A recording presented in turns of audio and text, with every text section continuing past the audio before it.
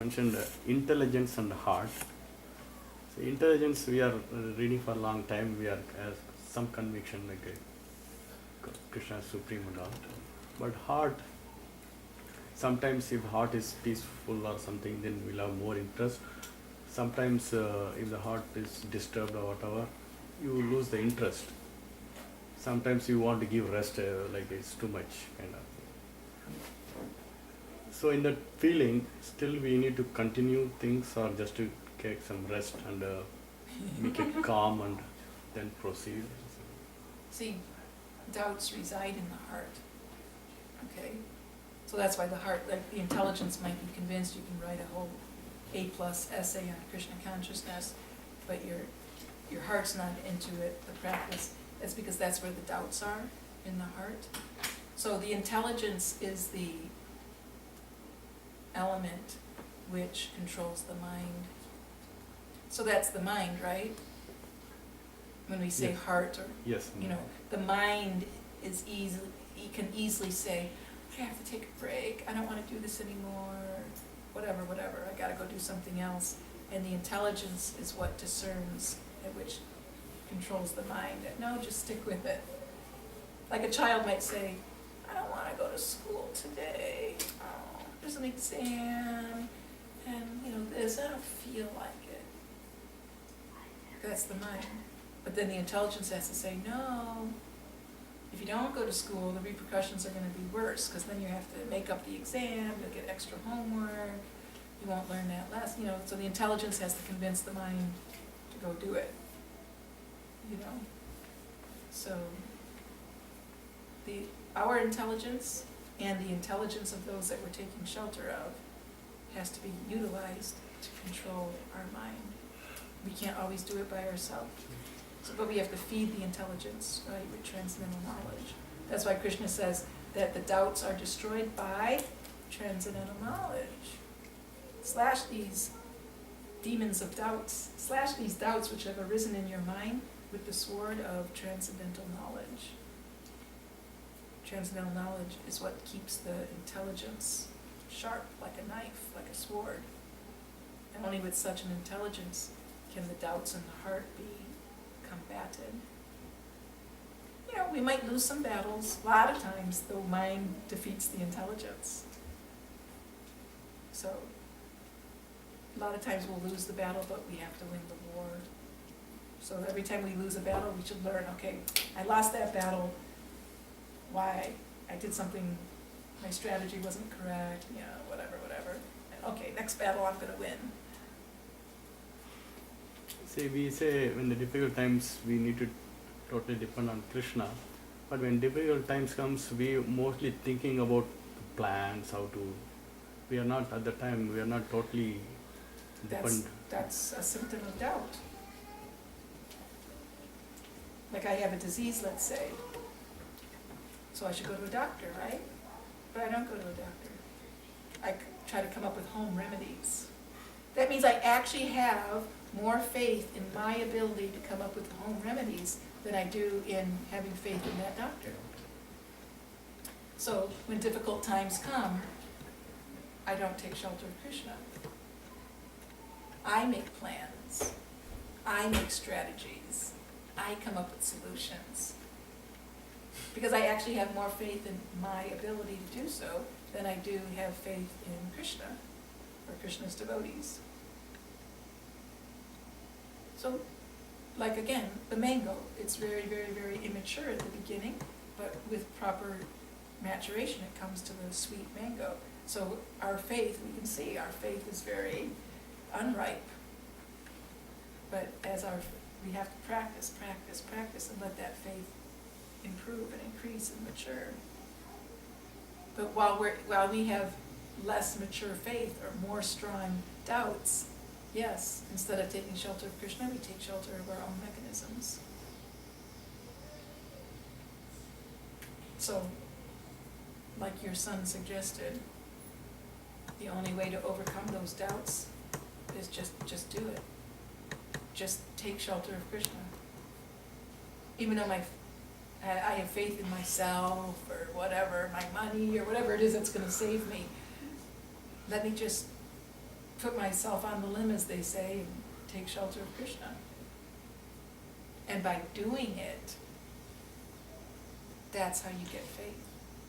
He will never have faith that the ice is thick enough to skate on until he just goes out there and does it. It didn't break, now I have faith.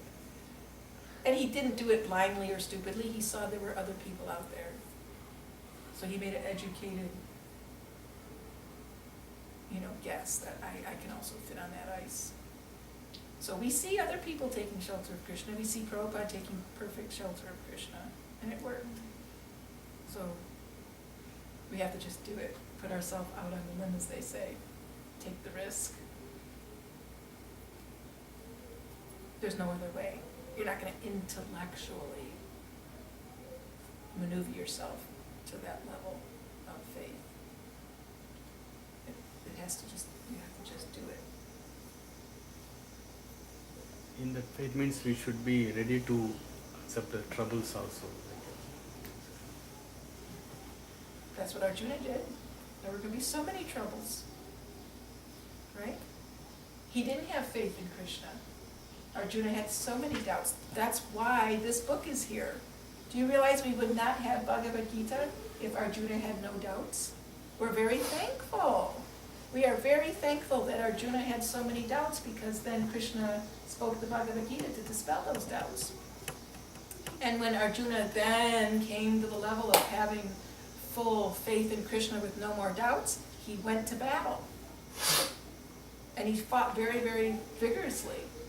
But does that mean there were no troubles? No, he had to witness with his own eyes. He had to witness friends and family members and teachers and elders getting slaughtered right there on the battlefield, right in front of his eyes, with blood gushing all over the place. There were so many troubles.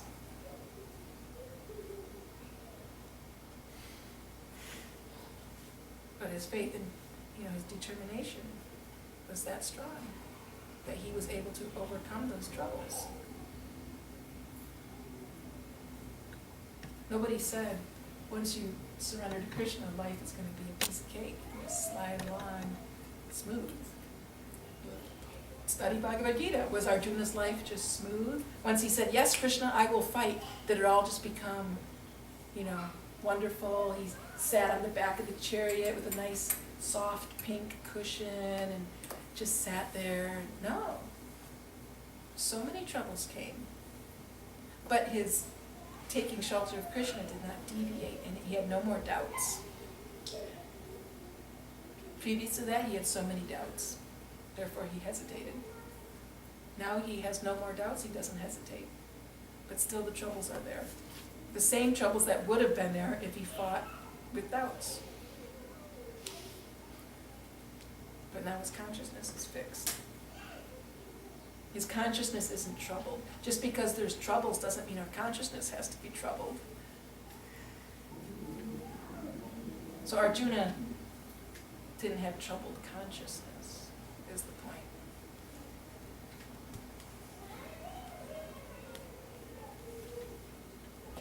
So you mentioned like the Sanatana-Ritis might take lifetimes to get in. And we also have seen the example of Katha Maharaj. In a moment he got perfection. So like for someone who's not practicing, we can say, okay, chant Hare Krishna, do this, do that. So we've been doing this for some time, and as you said, it looks like it looks like a cycle where we have not broken a barrier and gone to the next level. So what differently should we do to accelerate or to break this and then move forward? And it looks like it's going on. We're going to the path, but then it's like up and downs and up and downs. Yeah, taking too much time. Yeah. Why is it going so slowly, like molasses in the winter, as they say? Well, maybe we can try to address that this evening. Because that's like a whole topic right there. What I'm concerned is like, I would think, okay, I'm working, so this is all that I can do in my devotional life. Mm-hmm. So something, I have to break it somewhere, otherwise I would get another birth, the same thing would go on. Yeah. I would think in the name of balance, I would not be giving my best to this. Yeah. Okay, well, why don't we, okay, so now you've given us a topic for the evening. We were wondering what we were gonna talk about this evening, something about Krishna, but why don't we do that then, this evening, try to address this issue about, okay, now we understand, we wanna be doubt-free, we wanna get to the higher stages of maturation of faith, so that we don't have to spend lifetimes and lifetimes in the lower levels of faith, and how to, you know, accelerate that, make it happen. Okay, we'll do that this evening. Okay, so Maybe I'll ask you later. okay, maybe we should stop there, since we're trying to get together in the evening also. Thank you so And much. you're welcome. Whose place are we this evening? At Dinesh's? Oh, okay. Same place as we were last time? Okay.